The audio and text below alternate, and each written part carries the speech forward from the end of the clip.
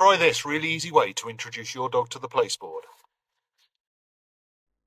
So in stage 1, you're simply going to lure your dog into a seated position on the placeboard, feed them 4 treats in quick succession and throw the 5th one to the side.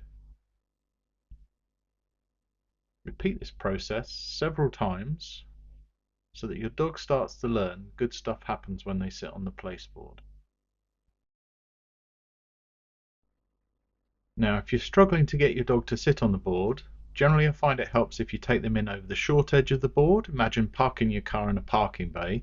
Lift their nose up so that they assume the seated position.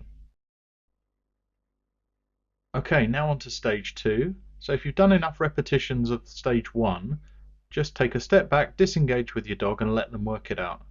If your dog sits on the board, time to say yes and reward them. Now, it's important that you give your dog enough time to work things out, so I generally count to 10 in my head before I'll go back a stage. On to stage 3. Now what we're going to do is introduce the new cue word. The cue is place, so as your dog sits on the board, not before, as your dog sits on the board, say the word place. Repeat several times so that your dog starts to associate the behaviour with the cue. Now the next part is where the magic happens. Stage 4 is where we test the cue. So whilst your dog's not on the board, say place. If your dog sits on the board, mark and reward.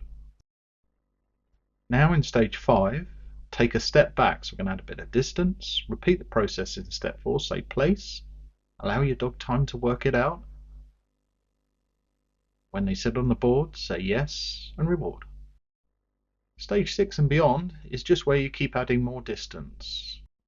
Give it a go and let me know how you get on.